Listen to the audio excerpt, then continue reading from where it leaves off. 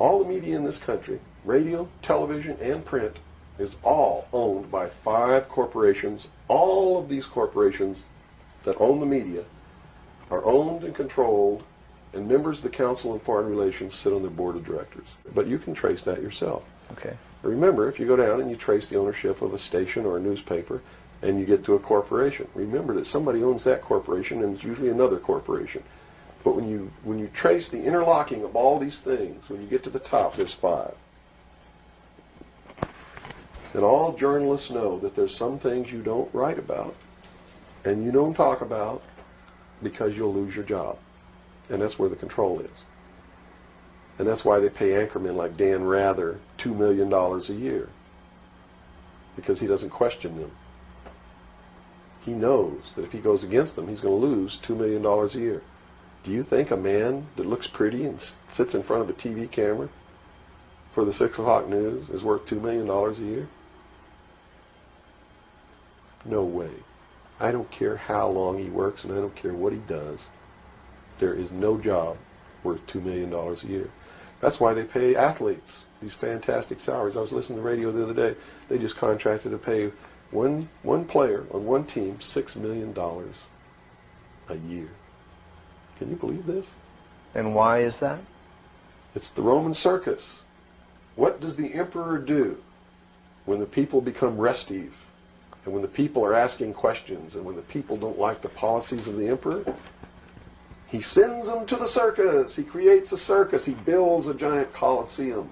And he begins to throw the Christians to the lions. And he has great chariot races and football games and basketball games, all to keep the idiots preoccupied with things that don't mean anything in the scheme of the entire world,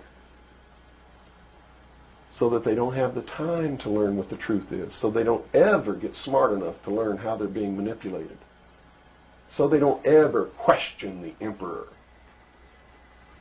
That's why they pay a player on a football team or a baseball team $1 million or $2 million or $3 million a year. It is the Roman circus. I know men who don't know anything in the world except who plays third base for the Mets. And they think that's a great accomplishment. And they meet and pat each other on the back and bond and go have cocktails and talk about what this guy that plays third base for the Mets did in last night's game. It's sad. It's really sad. Is there any room in a kind of society where these manipulations are not taking place for this type of entertainment, or any type of entertainment at all? If people understand that a game is a game, if people understand that nobody, no matter what they do, is worth paying $2 or $3 million a year for, people should be able to get rich if they want to, by the sweat of their individual labor. Okay? By going out and doing something for the world. Not by taking people's minds away from the emperor. It's a game. Football's a game. Football's a game. But let me tell you something. When 150 of the most powerful men and women in the world can meet in secret in Baden-Baden, Germany, and plot the fate of billions, and nobody even cares about it, but 6 football players go to lunch together, and it's in the headlines across the country, you have a reflection of the society in which that exists. And it is a sick society that is doomed to self-destruction. So based on that scenario, there's some truth into what these men are looking at. Absolutely, and that's what makes me so sick, is that I'm trying to wake up a people who on a daily basis are proving the ones that I'm warning them about to be right.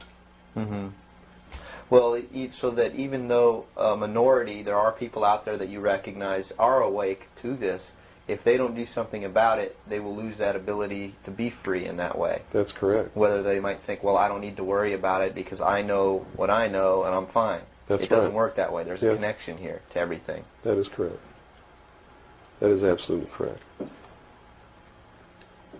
A nation of people who are willing to send their sons and daughters that they profess that they love to a foreign country to die, and they use the excuse to themselves that they're sending them off to defend our country, and they know damn well that's a lie, are doomed. Listen, I'm going to say this. Pay attention to what's going on. Elon Musk and y'all president is up to something. They want y'all to pay attention to the whole fact that they're breaking up, but something is going on. I'm really not sure what that something is, but please understand that the chaos is for a reason. Stop looking into those two and look into what's really going on. They're trying to distract y'all. They're trying to distract y'all. And y'all falling for it. We don't give two flying fucks about who's breaking up with who. Y'all think he's going to tell on y'all president, and he's not. They're distracting y'all from something else. Look into that something else. I'm just giving y'all the message. So, have a good day. Okay, so the Trump administration just released documents claiming Barack Obama pushed the Russian hoax conspiracy against Donald Trump. Listen closely. Now, the Russian hoax conspiracy, if you don't remember, was a claim that Russia helped Donald Trump win the 2016 election. And again, Donald Trump's administration said the reason why people think this is because of Barack Obama. To get more specific, Trump's administration claims that intelligence agents actually went over to Obama. They said, "Rock." He said, "Yup." They said the sources we got claiming that Donald Trump and Russia are linked, we're not really sure. Obama said, "Let me stop you right there. Sure this, sure that. Look at my face. Do I look like I care? Hold on. Let me change the picture." The intelligence agent said, "Oh, he looked serious." Okay, so you just want us to release the documents anyway? Obama said, "Release them! Release them!" So basically, Donald Trump claims that Obama knew that Donald wasn't associated with Russia, but Obama released documents anyway. Blah, blah, blah, blah, blah, blah, blah. All these things about Obama, Hillary Clinton, Democrat this, Democrat that, whether true, whether not true, is a distraction. Because Donald Trump is facing a bigger problem. More and more information and photos keep coming out about Donald Trump and Jeffrey Epstein. Photos of them constantly together, videos of them constantly together, people coming out and saying Jeffrey Epstein and Donald Trump were best friends, letters coming out. The fact that intelligence went to Donald Trump months ago and said, "Don," he said, "Yeah." They said, "You in the files." He said, "What files?" They said, "You know what files, Don." His name popped up many times. Now, Donald Trump and his administration claim, okay, of course, Donald Trump's name's going to pop up. He was friends with Jeffrey back in the day. But people argue if Donald Trump being in the files is harmless, then why is he not releasing the files in the first place? So stories of Obama being a part of the Russia hoax and the many other news stories you're probably going to hear in the next coming days are basically ways Donald Trump is trying to suppress the Epstein stories with other stories. But I don't think that's possible because the Epstein story is too big. The music that is listened to is trash.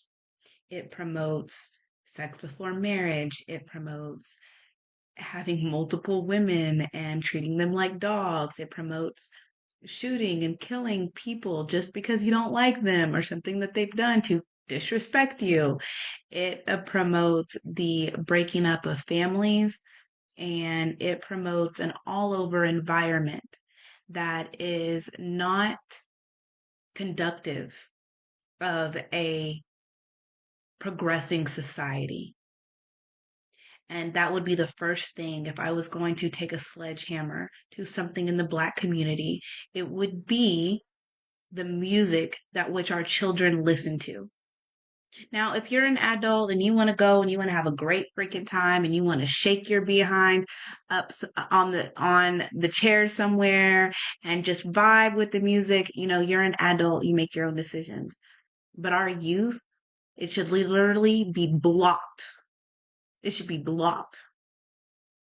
That, and I would have all the Planned Parenthoods removed from the Black communities.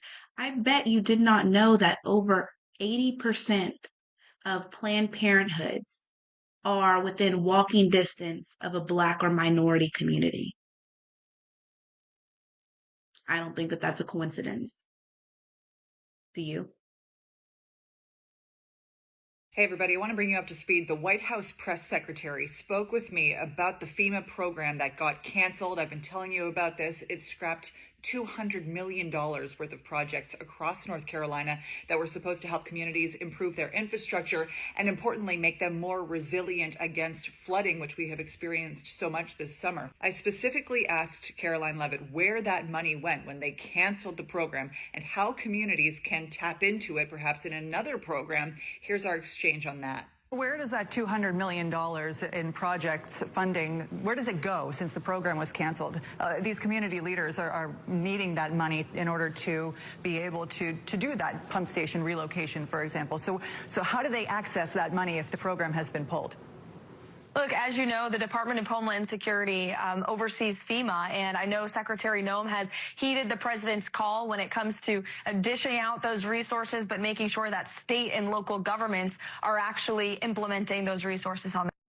Now, I want to clarify that Hillsborough town officials, where that river pump station is that was set to receive over $5.8 million to relocate to safer, higher ground, they say the timeline for that relocation is now pushed back at least 6 to 8 months, while they now have to find new money because that $5.81 million that they were supposed to get from FEMA was pulled. I pressed her on a bunch of other topics, including Medicaid cuts and the impact that this would have on not just people's health care, but also on rural hospitals that are at risk of closing. We also talked NIH cuts and the ballooning deficit. That whole interview is on YouTube. You can just search WRAL, Caroline Levitt, Ashley Rowe.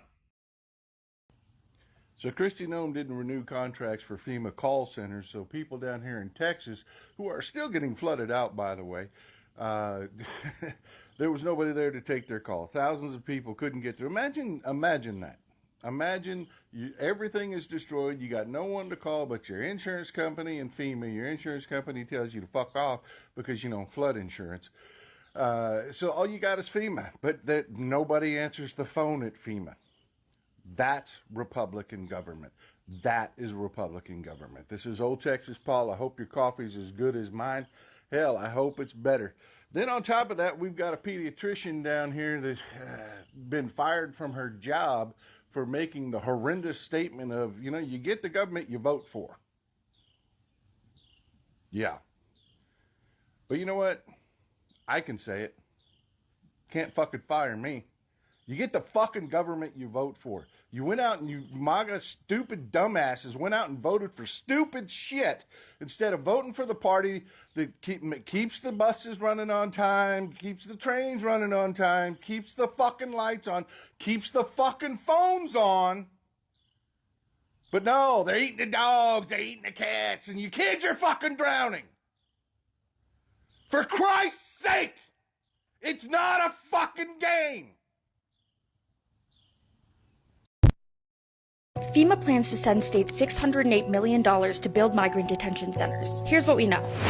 The Federal Emergency Management Agency is launching a new detention support grant program that will provide federal funds for states to build temporary facilities to shelter aliens in a detention environment until transfer to U.S. Immigration and Customs Enforcement, according to an agency announcement. FEMA says that states have until August 8th to apply for the funds. Governor Ron DeSantis said Friday that Florida plans to apply for FEMA reimbursement to pay for Alligator Alcatraz, which DHS officials have estimated would cost approximately $450 million annually. During the Biden administration, Congress directed the Department of Homeland Security to distribute necessary funds to state and local governments to cover the cost of sheltering migrants in a separate funding stream from money that Congress had designated for FEMA to cover disaster relief. It is unclear where the program stands in regards to Trump's plans to eliminate FEMA entirely by December 2025, something he has reiterated a number of times throughout his presidency. In June, Trump said that he wants to wean off FEMA and bring it back to the state level, adding that the agency would immediately give out less money to states recovering from disasters. Last month, Trump said that governors should not require federal assistance when there is an emergency in their state. If they can't handle it, they shouldn't be governor, Trump said. FEMA's announcement states that the new program will allocate funds to relieve overcrowding in the U.S. Customs and Border Protection's short-term holding facilities, further the U.S. Department of Homeland Security's immigration enforcement plans, and complement U.S. Immigration and Customs Enforcement operational priorities. What do you think of FEMA's new detention support grant program? Let us know in the comments.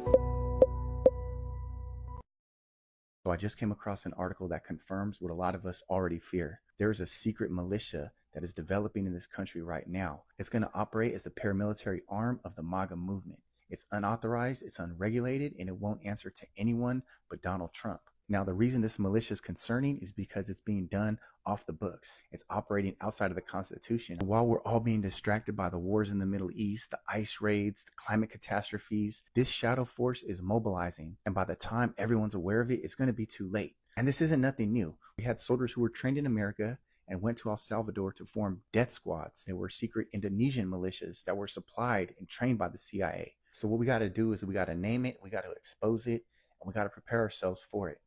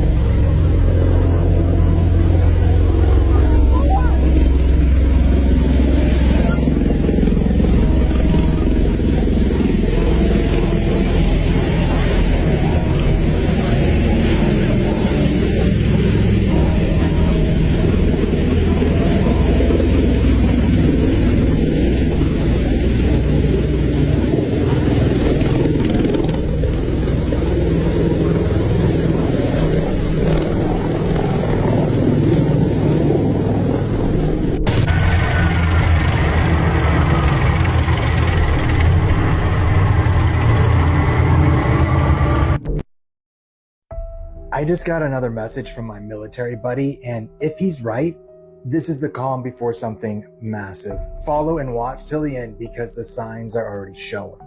He didn't say much this time, just sent a picture of gear being loaded into aircraft hangars. And this line, we're being positioned, not trained, positioned. He said units that should be rotating out are being held, and forward bases that were empty are suddenly staffed, quietly, without public notice. Why? He doesn't know for sure, but he said the briefings feel different. And the weirdest part, in the last 48 hours, commercial flight maps have shown temporary no-fly zones appear and then vanish. Certain encrypted radio channels are suddenly active again, and there's even rumors of strategic fuel shipments rerouted inland. Nobody's reporting it, but it's happening.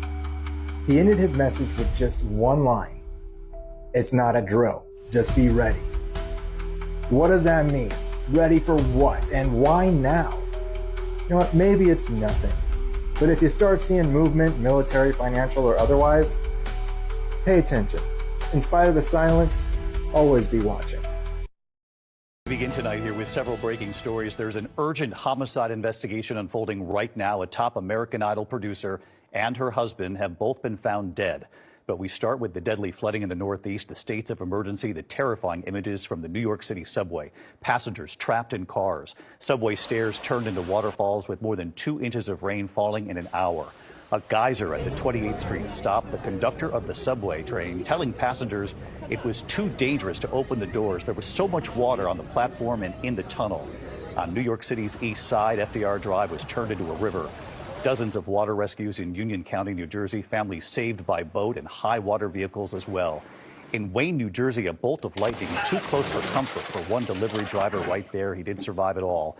And a home explosion as this emergency was all playing out in North Plainfield, New Jersey. Tonight, there are new flood watches and warnings. Ginger Z is here, and ABC's Janae Norman with the harrowing images right here in New York. Tonight, a state of emergency in the Northeast after deadly record-breaking flooding. In New York City, more than 2 inches of rain falling in just an hour, the highest hourly non-tropical rainfall ever. Subway stations turned to waterfalls. Geysers erupting inside the 28th Street subway station. Attention passengers, I'm going to call this one in. I can't open the doors, it's not safe.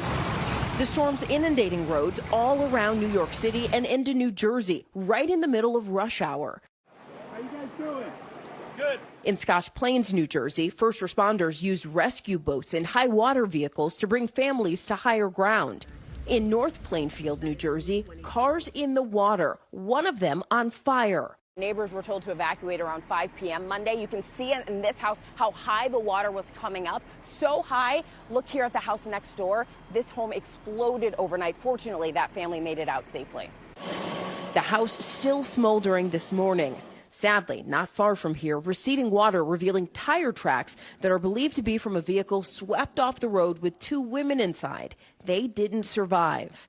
In Wayne, New Jersey, this delivery driver almost struck by lightning. Roads swamped in Maryland. And outside Richmond, Virginia, some 50 people had to be rescued after waterways in Petersburg rose 10 feet in just a few hours. Authorities declaring a state of emergency there, too. And David, here in North Plainfield, authorities are still investigating the cause of this house explosion that happened right in the middle of this flood emergency. A major cleanup effort is underway. The ground still saturated here, David, and this area is under a new flood watch starting tomorrow. So let's get more on that. Janae, thanks so much. All right, real quick, y'all. I seen this post about a couple days ago talking about how 125K in April of 2025 equal the same amount as 100,000 in 2020. That's a 25% decline in USD. So I went even deeper, man. I went in and seen how much this would affect hourly wages. So if you're making $16 an hour right now, you actually making $12.80. And if you're making $25 an hour, you actually making $20 an hour with this 25% decline, man. All them posts I was making about how $20 an hour don't feel like $20 an hour, this is why, man. Developing news coming out today as we're hearing that President Donald Trump has made an announcement regarding the Russia-Ukraine conflict, to which Russia in just the past hour has responded and said this is going to lead to escalation, not between Russia and Ukraine, but between Russia and the United States, which could lead to war. Now, I'm going to share with you the latest video footage, the headlines, the articles, so you can see it for yourself. Take a look with me. Coming out just in the past 30 minutes, Russian ex-President Medvedev says Trump's Ukraine ultimatum could lead to war. Each new ultimatum is a threat and a step towards war, not between Russia and Ukraine, but with Trump's own country. Medvedev says the United States is being threatened with war by Russia. Now, Trump sets a new deadline. This is what has sparked all of this conflict. You can see this coming out in just the past hour. It has been updated today, July 28, 2025. Trump sets a new deadline of 10 or 12 days for Russia to act on Ukraine, saying you must put an end to this war, and now. And take a look at this, coming out just 42 minutes ago. So again, to clarify, this is breaking news coming out today, July 28th. Zelensky has praised Trump for a clear stance in a shortened deadline for Russia, as he is saying it is time to end the Russia-Ukraine war. The 50-day deadline has come to an end. It is now going to be 10 or 12 days, and he's saying get it done or there's going to be consequences. And Russia already responding in just the past hour today, and they are saying you could be leading the United States into war. Breaking news. Just hours ago, Trump rushed into an emergency military meeting. The Situation Room went dark, phones were cut, and what followed? Full-scale U.S. military positioning. Over 30 United States military aircraft just landed in the United Kingdom, Estonia, Germany, and Greece. We're talking refuelers, surveillance planes, bombers, and 2 U.S. aircraft carrier groups are heading toward the region. This is not a drill. This is pre-combat logistics. The UK is moving too. They've launched Eurofighter Typhoons and Voyager refueling jets to the Middle East. British forces are now warfooting. NATO is posturing. Meanwhile, Israel continues to hammer Tehran. Iran just called for total retaliation if one more senior official is killed. And let's not forget, Iran-backed militias are already attempting strikes on U.S. bases in Iraq and Syria with drones and missiles. What's next? Trump says Iran must unconditionally surrender or face the consequences. This could spiral fast. Share this with everyone now. You need to stay informed. The world just changed. Breaking news. Iran targets America. Now, I done told you people, hate in the end never accomplishes anything, right? If anything, it comes to the demise of the person who is hating, right? Let's go to Derek Hoffman. If you guys are not familiar who Derek Hoffman is, they're a really extreme right-wing family who decided they wanted to get away from woke culture in the U.S., right? Hate motivated, right? So they decide, our views are aligning with the Russian views. So he moves his whole family over to Russia, right? Get there, people are not rolling out the red carpet for him like they thought they would. He was actually shocked. He even went and had videos about why are they not, really rolling out the carpet for me? I had so much loyalty to this. So he needs to feed his family. So what does he do? He joins the army over there, the Russian army. He's thinking entitlement mentality. He's thinking, oh, you know what? Here's going to be my time where my loyalty is going to be rewarded. They're going to make me an officer. I'm going to be a big dog here in the Russian army. Nope. They put his tail right there on the front lines of the of the war there in Ukraine. He did a video where he's been able to call his family one time. He said, listen, they're not giving us a lot of access to making phone calls, so I'm reaching out to you guys. Hopefully I'll be able to call you soon. Next thing you know, bombed. The man died. Died for hate. If your motives are driven by hate, you are an absolute fool. Please, make sure your motives are right. If you're pro an agenda, that may be one thing. But if your agenda is only pro because you are against, you may be actually functioning with hate. And hate don't have no friends in the end. We need to talk about it. Project 2025. What is it? Who wrote it? Where did it come from? The entire far-right blueprint is 920 pages and 30 chapters. You're not going to read all that. I don't expect you to. And if you haven't even heard of Project 2025, that's okay too. But you do need to know what's in it because it's pretty terrifying. Think a playbook for Handmaid's Tale, essentially turning the US into Gilead. I've looked for some good, easy explanations of Project 2025, and there really aren't that many. This is going to be the most comprehensive and simple explanation of 2025 that you're going to get. So background, Project 2025 dates back to 1973. That's when the Heritage Foundation, a very powerful conservative think tank based in Washington, D.C., was founded. They are the writers and the architects of Project 2025. And their main mission and goal is to move America to a more far-right Christian nationalist state. They originally came to prominence when they wrote their first manifesto in 1981 titled A Mandate for Leadership. And get this, those very same policies were the ones that were used and implemented in the Reagan administration. Seriously, around 60% of the 2,000 proposals written in the manifesto were implemented by Reagan. So now they're back again with a new edition, and this new edition is known as Project 2025. And it's supposed to provide guidance for the Don or whoever becomes the next Republican president. And these 900 pages and 30 chapters are written by professors, doctors, scientists, lawyers, scholars on each subject. And they've divided Project 2025 into 4 main pillars. The first is policy, which is this big book. The second is personnel. They're creating this huge conservative database, think LinkedIn, but for DJT loyalists. The third pillar is training. They set up this online educational system called the Presidential Administration Academy, where they teach their views and ideology in a course. And the fourth is called Playbook, which is an action game designed for how they're going to get everything done. Now let's get into some of the very concerning things on their wish list for DJT's second term. Starting off strong on pages 450 to 503, they're calling for a complete ban on abortions. Not very shocking. Page 319, they're saying the Department of Education should be eliminated.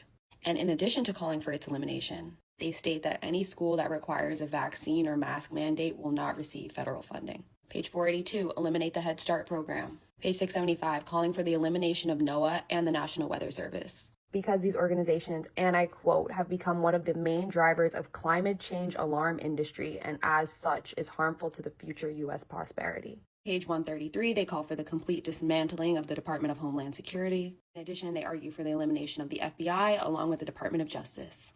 Page 5, they call for a complete ban on corn, writing that corn should be outlawed, the people who produce and distribute it should be imprisoned, and anyone else who participates or facilitates it should be registered. Page 104, reverse policies that allow transgender individuals to serve in the military. Gender dysmorphia is incompatible with the demands of the military service, and the use of public monies for transgender surgeries or to facilitate abortion for service members should be ended.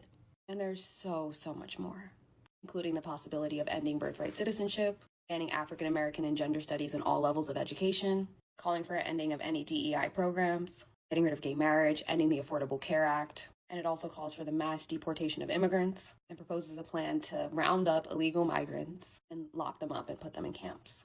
But perhaps one of the most troubling and well thought out plans is the move to reclassify federal workers under what is known as Schedule F. Now, I'm gonna get a little HR heavy, but please stick with me because it's so important. Now, there are two types of federal employees. The first group are merit-based workers. These are career positions. These people have earned them through going to school, getting work experience. They're either considered experts or they could be a part of the support staff. These people are hired because they know their stuff.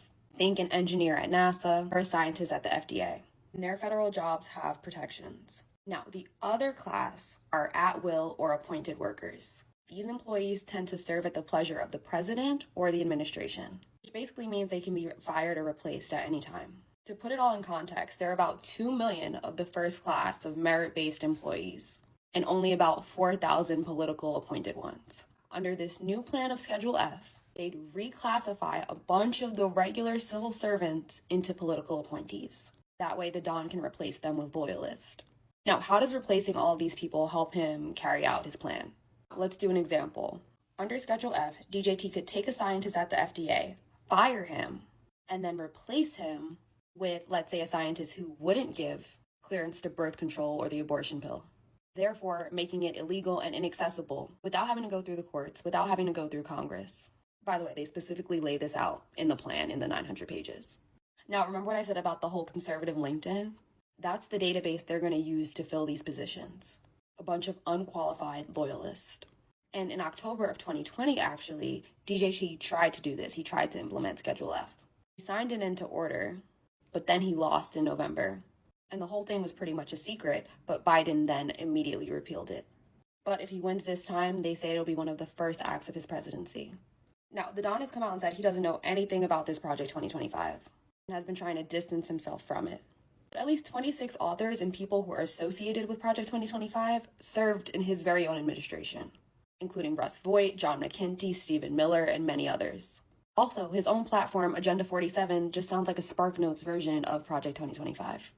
The president of the Heritage Foundation is calling Project 2025 the New American Revolution. The second DJT term could lead the way. If you look deep into the Project 2025, there's a lot of policies towards Black people when it comes to jobs, education, that they're getting rid of, right? So at least right now, I can say, like, you can't do this, you can't do that. Once Project 25 is enacted, all those policies are gone for Black people that we put into place, that our ancestors fought for. So it's like, I'd rather be in a world where at least there's some laws that allows me to apply for college, that gives my children a chance, the fairness to go to schools and stuff that they want to go to versus like not having an opportunity at all. Trump get elected? You think all those are going to pass? All of what is going to pass? Project 25. Of course, that's the whole You point. really think all of that are going to pass if Trump get elected? Yes. I don't think so. But I don't think so. Hey, look, I don't know need to hear this, but I gotta say it. So the co-founder of Project 2025 passed, and the founder of the Heritage Foundation has passed. Happy Sunday. My name is Keem. I do motivational content on TikTok, and I got some motivation today. I would say I usually don't do this, but you know I'm gonna do it. Edwin J. Funa, the co-writer of Project 2025, founder of the Heritage Foundation, has passed away. How was your Sunday going today? You feeling peaceful, huh? Looks like the world just got a little bit lighter. My thoughts and prayers or whatever. Now, for those who don't know, I envy you. Heritage Foundation is basically a cult within a cult. It's a group of extremely conservative men, hell-bent on dragging this country back to the 1950s. Funa, he helped build that. For decades, he shaped the policies that we have right now in Congress going on, most of all of them from our past. Funded extremist agendas, he paved the way for what they're calling Project 2025. If you don't know what that is, you need to go do your research. You're gonna see exactly why I'm having a great Sunday. You know that Athorian fever dream that they're trying to shove down everybody's throat right now? That was the source. You like your rights, huh? Do you like your privacy? Do you like your ability to live without government controlling everything? But a Heritage Foundation doesn't. These guys write the rules behind the scenes and then hand it to Congress like it's a damn script. I know y'all probably used to me giving messages, right? Well, I got one for you. Today is a good day. Let me get back to the rest of the details, though. Fillner passed away at 83. Sure, he passed peacefully. But what he stood for, that's still alive and well. Every bill, every rollback, every attack on marginalized communities, that's his legacy. Hope y'all wasn't expecting a different speech from me right now. No, I'm not lighting no candle. I'm lighting a fire under y'all so y'all can pay attention. You know this stigma we keep hearing about the man? Looks like one of the men passed away. If y'all want to change in the world, the only way to demand change is by dismantling the system these men built. One vote, one protest at one time. And if nobody told you, Chemo told you. Stay motivated. Sleep well, Edwin. We awake now.